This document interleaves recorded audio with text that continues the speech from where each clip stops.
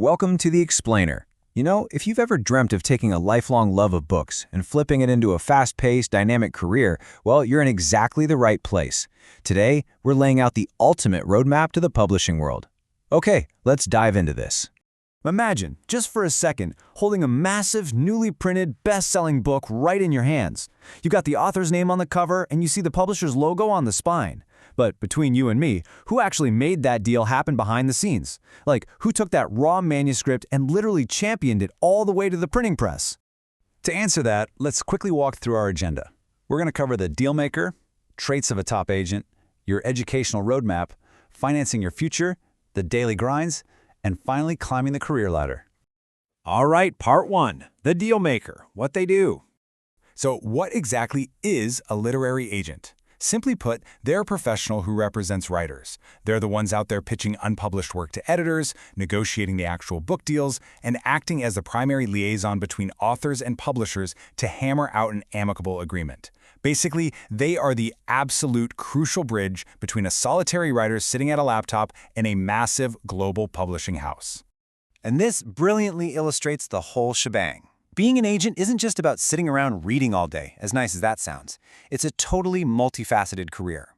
It demands specific traits, a targeted education, and honestly, a really sharp understanding of the economics of the book market. Let's unpack all these details. Moving on to part two, traits of a top agent. Now, I want you to think about whether you see yourself in these traits. First off, you need excellent verbal and written communication skills. That's a given. But you also need to be incredibly focused with intense attention to detail. I mean, imagine reading through grueling, towering stacks of manuscript submissions, what the industry affectionately calls the slush pile, relentlessly hunting for that one diamond in the rough. You've got to be a networker too, building contacts across the industry. And perhaps most importantly, you need a really sharp awareness of book market trends to truly understand what makes a book sellable right now. Let's move to part three, your educational roadmap. Let's see how this builds step by step. First up, you need to complete your 10+2 in any subject combination, so the field is wide open here. From there, the traditional path is grabbing a bachelor's degree in English, journalism, mass communication, or something similar. Alternatively, you could do a bachelor's degree and pair it up with a diploma in marketing. Oh, and keep in mind, for admissions into these highly regarded bachelor's programs, major institutions like the Indian Institute of Mass Communication, IIMC, hold massive entrance exams all over India, so merit is highly rewarded here. And the really great news is that this path is incredibly accessible, regardless of where you're actually located. You can target government institutes like IIMC in New Delhi or Delhi College of Arts. You could look into private colleges like the Xavier Institute down in Mumbai, or even opt for distance learning through institutions like IGNOU. The options are literally spread far and wide. All right, part four, financing your future. 7,500 rupees. This is the approximate starting baseline course fee for a diploma in mass communication. So it's a very accessible entry point when we're talking about the industry's educational requirements. Now, on the other end of the spectrum, 150,000 rupees is roughly the upper end of the estimated course fee for a bachelor's in mass communication. But, you should really view this not just as a sunk cost, but as a direct investment into what can be a highly lucrative career. And hey, if those higher numbers seem a bit daunting, rest assured there's a really robust support system in place.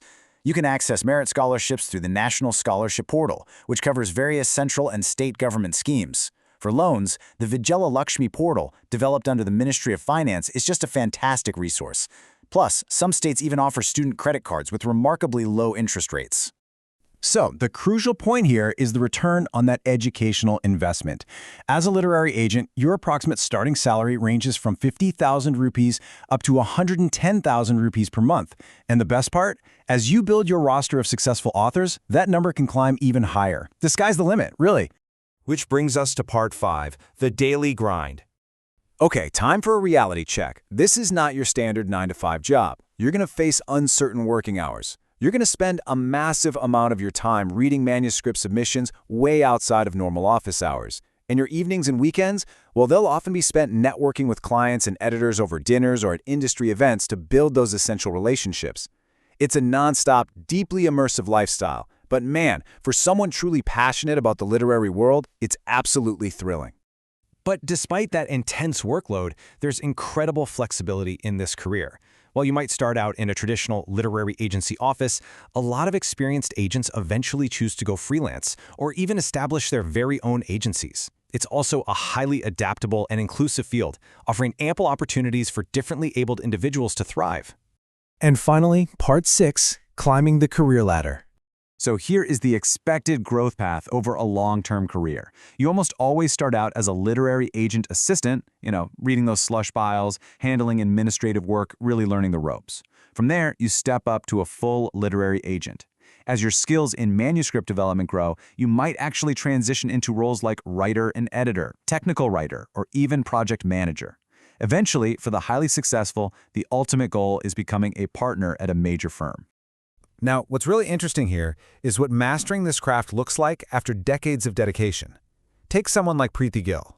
As an independent editor and literary agent with over 20 years of experience, she now represents more than 30 well-known, critically acclaimed writers championing vital voices from India's Northeast and beyond.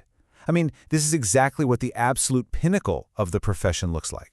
Which leaves us with one final, very important question. After seeing the roadmap, the finances, and the day-to-day reality, are you ready to trade your weekends for reading, master the art of the deal, and become the unsung hero behind the world's next massive bestseller? The publishing world is absolutely waiting for its next great agent.